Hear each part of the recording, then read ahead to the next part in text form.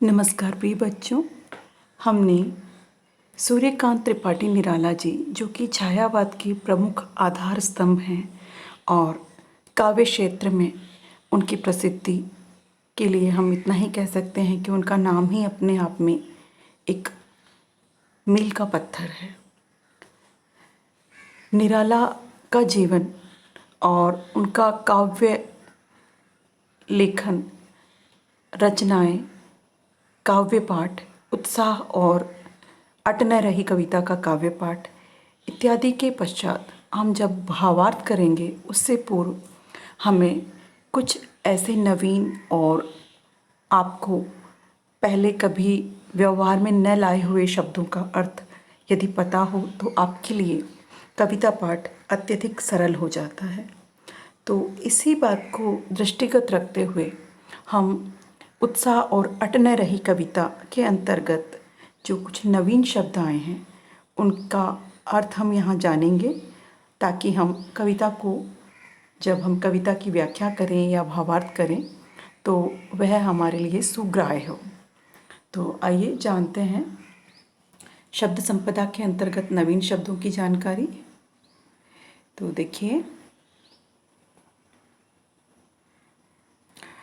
हम यहाँ से शुरू करेंगे।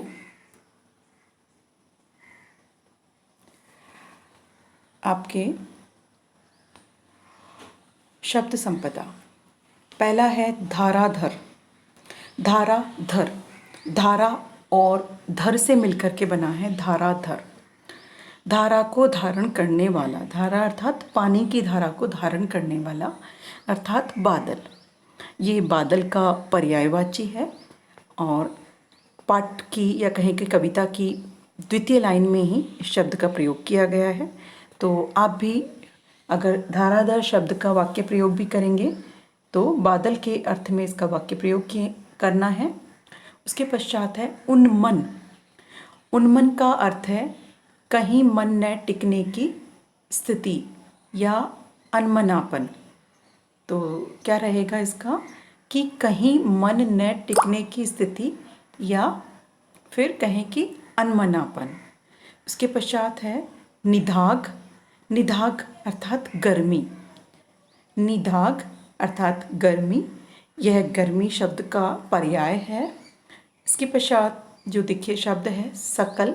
सकल मतलब सब, सारे, संपूर्ण, सभी के लिए जब हम कहते हैं तो होता है सकल शब्द का प्रयोग हो जाता है। इसके पश्चात है आभा। आभा का अर्थ होता है चमक, द्युति, कांति।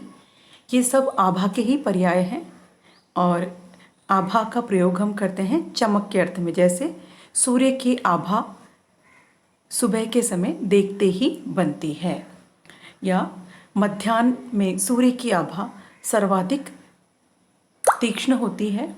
इसके पश्चात देखिए वज्र। वज्र का अर्थ होता है कठोर, भीषण।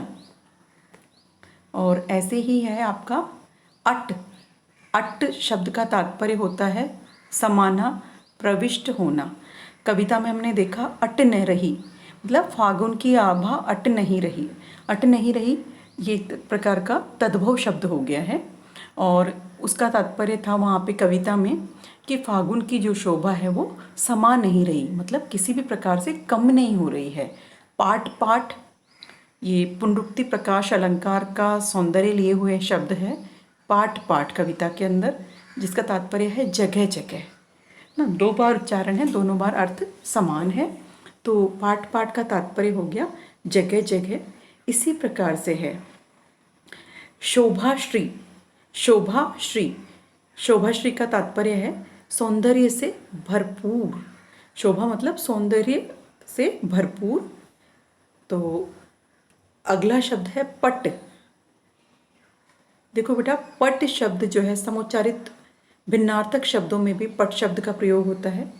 पट, एक पट का मतलब होता है कपड़ा और एक पट का मतलब होता है समा नहीं रही है। लेकिन हम जब कविता पाठ कर रहे हैं तो वहाँ हम शब्दार्थ की व्याख्या कविता के संदर्भ को देखते हुए करेंगे। तो पट शब्द का तात्पर्य होगा समा नहीं रही है। इसके साथ ही देखिए इस कविता में भी निराला फागुन के सौंदर्य में डूबे हुए हैं और उनमें फागुन की आभा रच गई है, ऐसी आभा जिसे न शब्दों में व्यक्त किया जा सके न फागुन से। तो ये नीचे कविता दी गई है, इसको भी आप पढ़ लेंगे। एक बार हम कविता की ओर मुड़ेंगे कि और भी ऐसा कोई शब्द है जिसे हम जान सकते हैं जो हमारे लिए नवीन हो। तो देखिए, बादल गरजो, गरजो मतलब हो गया गरजना। घेर घेर मतलब चारों तरफ से घिर घिर के।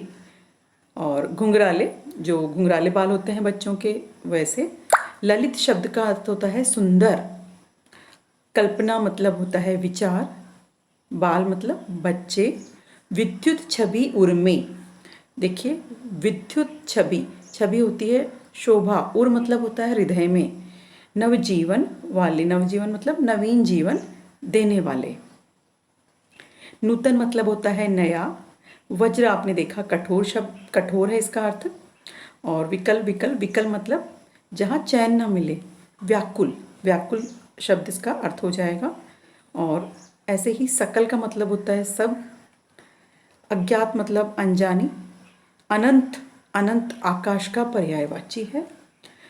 तप्त धरा, तप्त मतलब जलती हुई, है ना, गर्म। शीतल कर दो। इसी प्रकार अटने रही कविता में भी हम देख लेते हैं कि कोई शब्द ऐसा ना हो जो आपको सुनने में ऐसे लगा कि बिल्कुल नवीन शब्द है और अर्थ नहीं आता है।